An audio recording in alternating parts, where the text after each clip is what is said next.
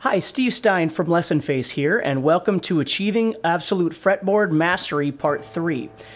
This month what we're going to be doing is we're going to be breaking down the notes of the 4th string. So let's go ahead and start there, and then we'll go through everything else. Okay, so when you pluck your 4th string, the note you hear is D. Okay, so you have D. Now we've been talking about how we're using the odd numbers or the dots on the guitar to memorize our notes. So we've done the 6th string and the 5th string, and we've cross-referenced those, so we should know those really well by now. Now we're simply adding on the 4th string. So the 4th string, you've got D. So if you go to the 2nd fret, you've got E. So it doesn't line up with the 1st fret, okay? It lines up on the 2nd fret, similar to the 5th string. So we have D, E, and now we're on dots. We're on F, G, A. Now the difference here is that we don't surround the last dot like we did on the 6th and the 5th strings.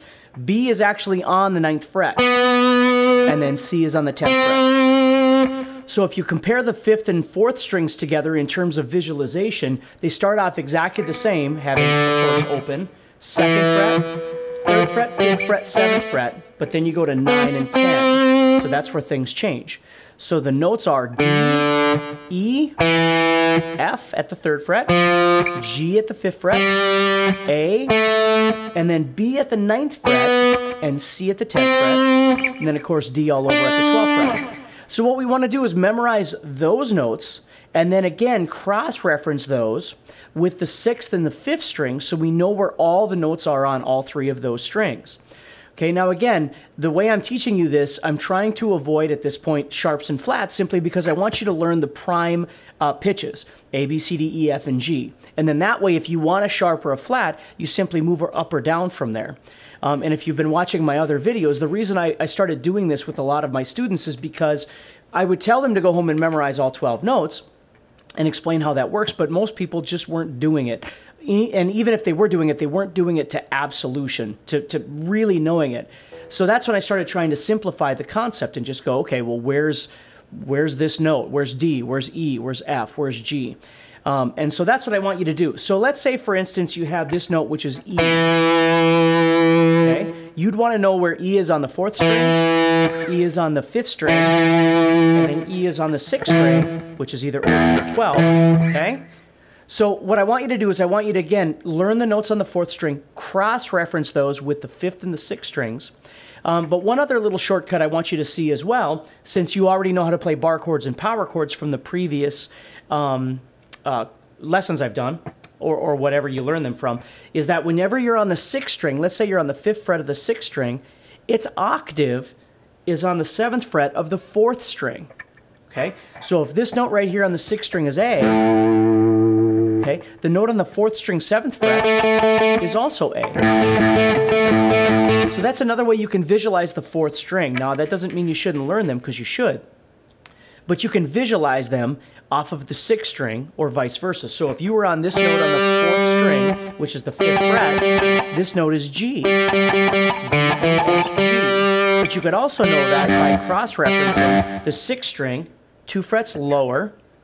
Okay, those are octaves. And of course, we've learned that from our pentatonic scales and things like that as well. So you're kind of seeing how they all sort of connect together. This kind of circle of information that just keeps going around. We're connecting all these pieces together. So that's the first thing we're going to do, is memorize those notes on the 4th string. Now what we're going to do is we're going to move on, and we're going to start talking about the blue note to make our pentatonic major and pentatonic minor into blues scales. Now, the blue note is one single note that we add into the pentatonic, or the 5 notes. Okay, so if I take, and again, go to A on the 6th string and play this, here's my notes, 1, 2, 3, 4, 5 of the pentatonic, and then, of course, the octave, which we just talked about. Okay, the blue note exists right there. Okay, this is called a flat 5. What I'm doing is, and again, that'll come in the theory that we'll be doing a little bit later in this series that we're covering. But what you're doing is you're adding your middle finger on the 5th string in between the 5th and 7th frets. That note right there on the 6th fret is what we refer to as a blue note. Okay? Now in blues, the blue note is an essential note that we have to try and utilize.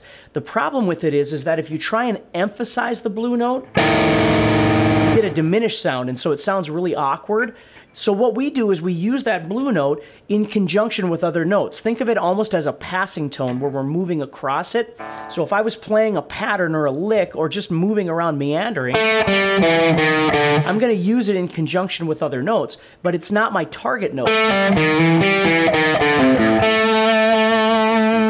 See? So if I was in the key of A, one of the notes, of course, I'd be targeting would be A. Okay? So as I'm moving around, instead of just playing pentatonic, now what I can do is I can add in that blue note.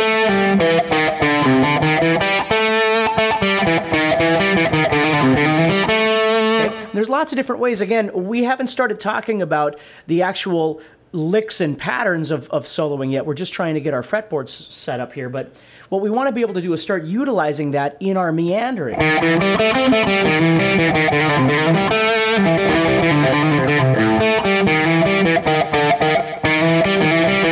See? So it sounds really cool. Now, that note also has an octave in this position. So if I was sitting in this first position here, I can keep going through the scale, and it's going to wind up here as well. It's going to wind up on the 8th fret of the 3rd string. And you can see how it really adds some nice color to your normal pentatonic scale. Okay? Now, that blue note, obviously we would utilize that if we were soloing over blues, but can we use it over other things? Of course we can. Okay, we can use it in rock scenarios, and again, that's another one of the series that's coming up, is talking about how to realistically approach all of these things that we're learning. Not only from a theoretical standpoint, but just from a street rock and roll perspective of what do you use and when do you use it. So what we're going to do is we're going to start utilizing that blue note in all 5 positions of the minor pentatonic. So I want you to start memorizing where that is in all 5 positions. And again, that will be, we'll have a picture of that so you can start memorizing those. We can also add a blue note into the major pentatonic side of things. So the major pentatonic, again, if you remember, I'm moving down 3 frets. So if I was in A, I'm moving down 1, 2, 3 to the 2nd fret, which is F sharp, but my pinky winds up on A. Okay? So here, it's going to wind up visually in the same spot. Right here, it was right between those 2 fingers. Okay, well here, it's also between those 2 fingers. It's just theoretically functioning different. Okay, we call this a raised second or a flat third, a minor third. There's lots of different things that we can call it, but what I want you to do is see how when you're playing minor pentatonic and major pentatonic, visually they're the same thing.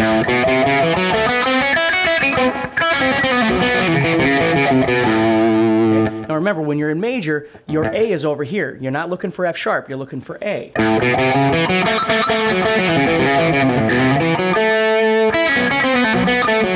See how I can utilize that in my playing, and again, it adds a little more spice, a little more color into what I'm doing.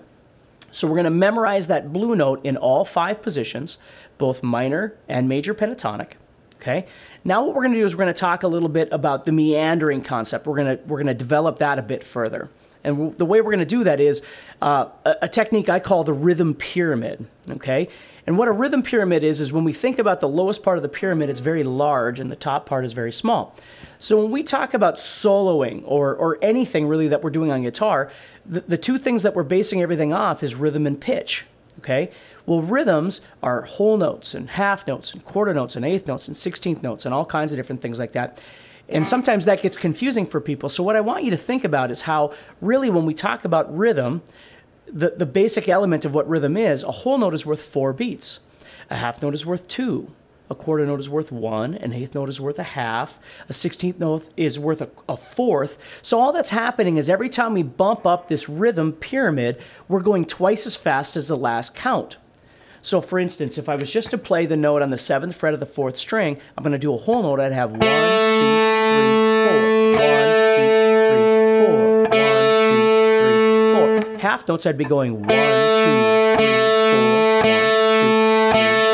3, 4. Quarter notes, I'd be going 1, 2, 3, 4. 1, 2, 3, 4. Eighth notes, it gets a little more challenging. There you're going 1 and 2 and 3 and 4 and 1 and 2 and 3 and 4 and 16th notes, you're going 1 and a 2 and a 1 and a 2 and a 1 and a 2 and a 3 and a 4 and a right? So it's going even faster. So as you approach the top part of the pyramid, obviously things get more technically challenging. Okay? Now, it doesn't have to end at 16th notes. You can keep going as fast as humanly possible. But that's the basic premise. So what we've been doing is we've been learning how to meander without stopping.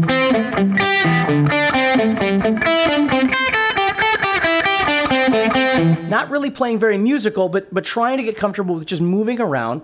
And then what we started doing is adding in some pauses where we actually get to the end of something. And this is what we're going to elaborate on today.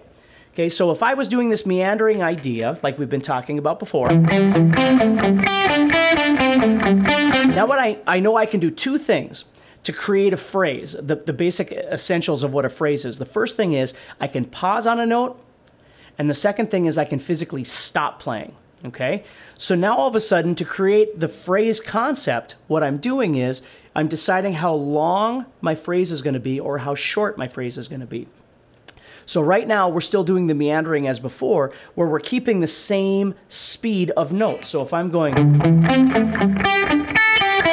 trying not to stop. I just keep going. It doesn't matter what order. I'm just trying to keep my brain thinking the entire time. Moving around. But now what I'm going to do is I'm going to start thinking about pausing. So I might go,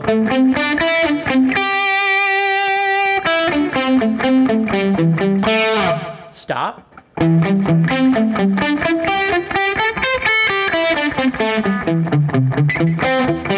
I stop,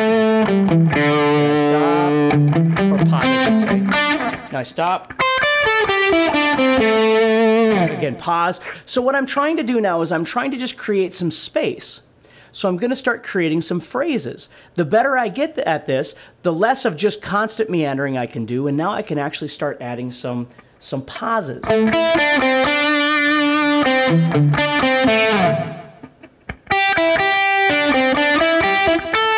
You're going to start noticing as I do that, it's going to start sounding a bit more like music is actually supposed to sound. So I'm meandering aimlessly like I was doing before, but now what I'm doing is I'm adding in some pauses or some stops. And the better I get with that, I want to really start focusing on how long or short they actually are. So all of a sudden, this sort of brainless meandering is going to slowly start becoming something that sounds a bit more like music. Okay? So phrasing is really important to get used to how to feel, how long to play, and when to stop. Now, we're not worried about what notes we're stopping on. We'll get to all of those sorts of things, but right now, we're simply trying to get used to being able to pause, okay?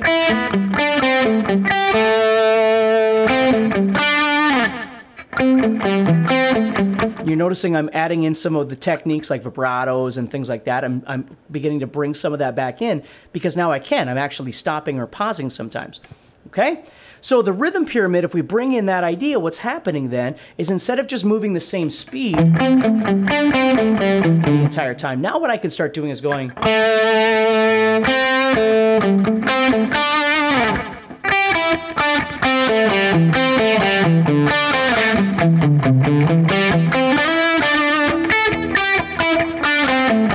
See, now what I'm doing is I'm meandering, but because I can start using whole notes or half notes or quarter notes or eighth notes, dun dun dun dun dun dun dun dun dun dun dun dun dun dun dun dun dun, all of a sudden it sounds even more like music, and that's what I'm looking for. So instead of just thinking about soloing as a bunch of different licks that you tie together, and don't get me wrong, we need licks, this ability to be able to move between positions and create phrases is really important, okay? Now again, coming up real soon, we're going to start talking about notes to emphasize and how to follow chords around and all kinds of different things. All of this stuff is coming. But right now, I just want you to start getting used to being able to create different phrases using different rhythms from your pyramid, okay? And learning how to pause or learning how to physically stop playing. The nice thing about stopping playing is that it gives you an opportunity to go somewhere else. So if you were going, now I'm free. I can go wherever I want.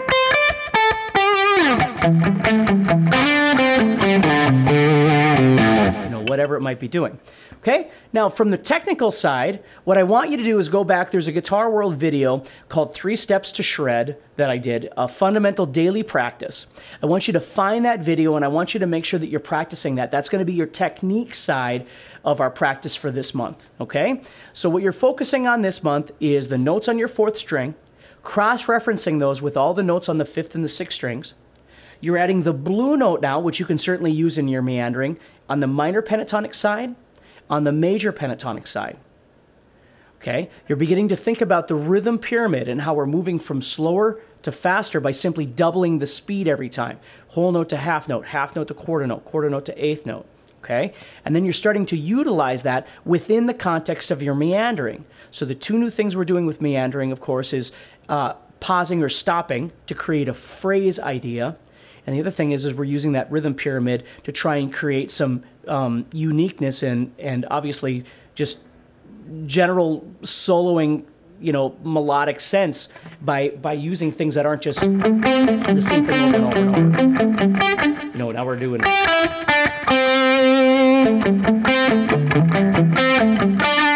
Okay? So the more you do all of these things, the more comfortable your entire fretboard is going to get, but now the more musical things are going to begin to sound. Then from a technical standpoint, you're going to start using that 3 steps to shred video that I did for Guitar World a while back. So good luck with this month, and I will see you next month. Make sure you let me know through Lesson Face if you have any questions about anything. I'd be more than happy to help you.